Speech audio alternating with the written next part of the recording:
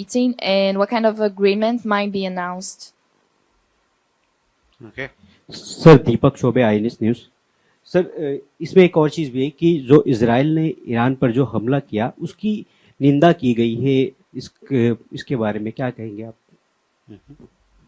So we can take these questions and then come back for more. Okay. So, on the question on Brazil, I will ask Ambassador to take it up a little later, but let me answer.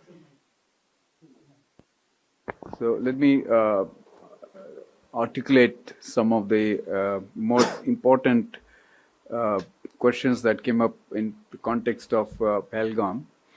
See, if you look at the para, it's 34, it's very clear. One is there is unanimous condemnation of all the leaders. I think you need to know that. And it also says that condemnation in all its manifestations, and including those who abet, who finance, and either openly, covertly, or overtly, in both ways, it has been condemned. There is also reference to the cross-border movement of terrorists. It's also coming out very clearly, and the listing of terrorist groups.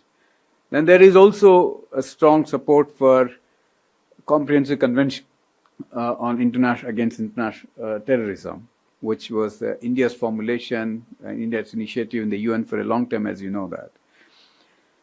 So the message is very clear for anyone who understands the dangers of terrorism and how it can be, how it needs to be condemned, tackled not by just us. You know, there is a solidarity, there is a universal condemnation, which means all the countries are against it in any form. So that message is very clear to our neighbors. I will let me mention about the BRICS cross-border payments, which Meghna has just brought it out, and the debt servicing issues. I think this is a concern post-COVID. As you all know, that countries economically have become weak in the global south, and that is truly the concern of the BRICS countries, because BRICS in some sense, represent global south countries. A multipolarity in its strongest terms, because there is a diversity in the BRICS countries. So this was one of the ideas. Now, what are they looking for? Countries are looking for alternatives. Interoperability payment is a faster mechanism in terms of being able to do cross-border trading. And this is a low-cost solution. India has been successfully implemented it, and we are also entering into bilateral arrangements with many countries. So within the BRICS track, there is a discussion on it. We are hopeful that in the days to come, there will be traction and countries will accept it as it is beneficial to most of them. Now, we talked about the national currency settlement also is to be in a trade in national currency settlement. This is to be seen in the same breadth.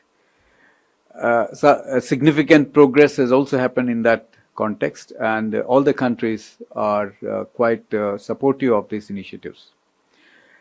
On the Israel front, this is most contentious issue at this point of time, because particularly given the situation and concern in West Asia, including Honorable Prime Minister expressed concern in his intervention today, the West Asian crisis. So Israel, Palestine, there's two-state settlement, condemnation of the civilian attack on civilians. All these have come up, and the message again is very clear that diplomacy, negotiation is the only way forward, and the character of the BRICS, understanding that there are lots of countries from that region, have a very strong views on this. So it got captured in the leaders' declaration, much to the satisfaction of the member countries.